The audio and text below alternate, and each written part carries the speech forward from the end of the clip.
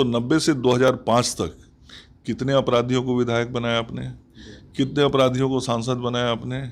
आपके समय में पुलिस के एसपी पे कौन सांसद गोली चलाया करते थे। पटना के हाई कोर्ट ने उनके माताजी और पिताजी के राज को जंगल राज कहा था।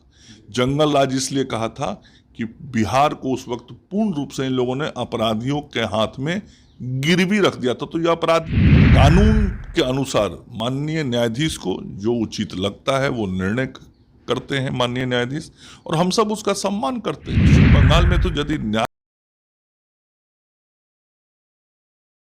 नहीं मिले, ये सरकार ममता बनर्जी की सरकार तो न्याय का गला घोट के बैठी हुई है। नमस्कार, न्यूज फाउंडेशन देख रहे हैं आप। मैं हूं आपके साथ धीरज सिंह। बिहार के कानून व्यवस्था को लेकर नेता प्रतिपक्ष तेजस्वी यादव लगातार सवाल उठा रहे हैं। हमारे साथ हैं बिहार सरकार में मंत्री मंगल पांडे जी। सर, तेजस्वी यादव लगातार कानून व्यवस्था को लेकर सवाल उठा रहे हैं। उनका कहना है कि बिहार में प्रशासनिक अराजकता फैली हुई है, मुख्यमंत्री का बिहार पर उससे पकड़ हटता जा रहा है। प्रश्न तो उनसे, उनके पिताजी और उनके माताजी से पूछा जाना चाहिए कि 1990 से 2005 तक कितने अपराधियों को विधायक बनाया आपने, कितने अपराधियों को सांसद बनाया आपने। आपके समय में पुलिस के एसपी पे कौन सांसद गोली चलाया करते थे, किन पर मुकदमे होते थे, उनको कैसे आप संरक्षित करते थे, किस तरीके से मुख्यमंत्री आवास में जो फिरौती की रकम थी वो राशि तय की जाती थी अपहरण के बाद, किस तरीके से मुख्यमंत्री आवास से सरेआम, हम लोगों को याद है, आम बात थी, समाचार आता था कि अपराधियों को बचाने के लिए एसपी, डीएसपी और थानेदार तक को लालू जी फोन करते थे। तो उस वक्त जिस तरीके से बिहार को अपराधियों के गोद में ले जाके रखने का काम किया गया था लालू जी और राबड़ी जी के द्वारा, उसी का दुष्परिणाम बिहार लंबे समय तक झेलता रहा और नीतीश जी के नेतृत्व में उससे बाहर निकला, सुशासन की तरफ गया। आज कानून का राज स्थापित है। लेकिन उस वक्त मुख्यमंत्री और मंत्री तय करता था कि किस अपराधी पर कार्रवाई होगा और किस पर नहीं होगा। और आज कोई भी अपराधी होता है, यदि अपराध करता है तो उस पर कानून कार्रवाई करती है। इसलिए अपने पुराने इतिहास को पहले पढ़ के बिहार की जनता से माफ़ी मांगना चाहिए और याद करना चाहिए कि क्यों पटना के हाई कोर्ट ने उनके माताजी और पिताजी के राज को जंगल राज कहा था। जंगल राज इसलिए कहा था कि बिहार को उस वक्त पूर्ण रूप से इन लोगों ने अपराधियों के हाथ में गिरवी रख दिया था। तो ये अपराधियों के हाथ में गिरवी रखने वाले लोग आज इस तरह की बात करते हैं, इसका कोई मतलब है? एक सवाल है सर कि पूर्व विधायक अनंत सिंह जब जेल से बाहर आए तो तेजस्वी यादव का कहना है कि जब नीतीश कुमार के साथ अनंत सिंह है तो वो संत हो गए, जब आरजेडी के साथ थे तो वो अपराधी कहलाते। देखिए, ये सब तो बिना मतलब की बात है।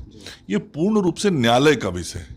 तो जहाँ पे न्यायालय को निर्णय करना है उसमें कोई दूसरा व्यक्ति कहाँ से आ जाएगा। न्यायालय को कानून के अनुसार माननीय न्यायाधीश को जो उचित लगता है वो निर्णय करते हैं माननीय न्यायाधीश, और हम सब उसका सम्मान करते हैं।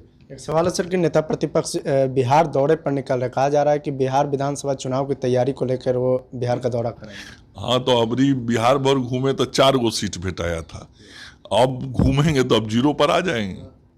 आखिर में एक सवाल है कि कोलकाता में जिस तरीके से घटना हुआ उसको लेकर बिहार में भी लगातार प्रदर्शन हो रहा है। अब बीजेपी के बंगाल के प्रभारी भी हैं, क्या स्थिति है बंगाल की? देखिए, बंगाल की स्थिति बहुत ही चिंताजनक है और जो घटना अभी मेडिकल कॉलेज हॉस्पिटल में घटी वो बहुत ही पीड़ादायक, दुखदाई है।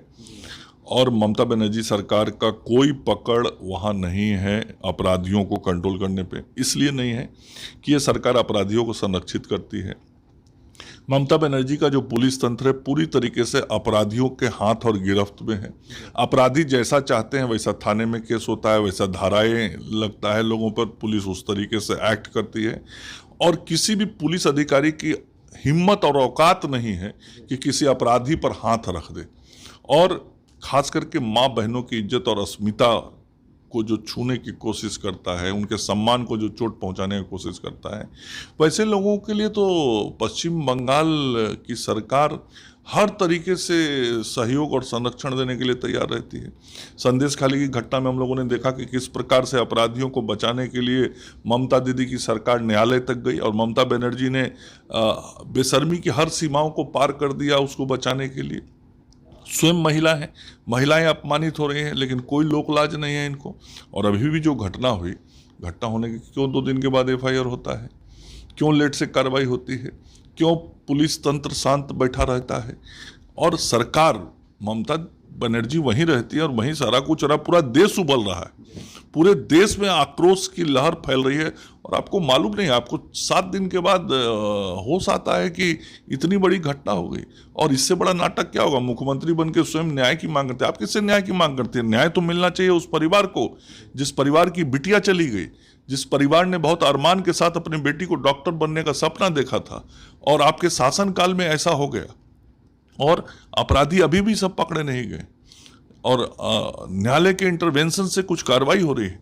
पश्चिम बंगाल में तो यदि न्यायालय ना रहे तो जो कुछ थोड़ा न्याय लोगों को मिलता है वो न्याय भी नहीं मिले। ये सरकार, ममता बनर्जी की सरकार, तो न्याय का गला घोट के बैठी हुई है और सारे अपराधियों को संरक्षण देती है।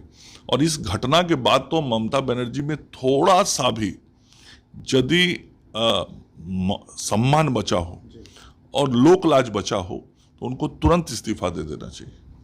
बहुत बहुत धन्यवाद। ये बिहार सरकार में मंत्री मंगल पांडे। दिल्ली से न्यूज़ 4 नेशन के लिए मैं धीरज सिंह।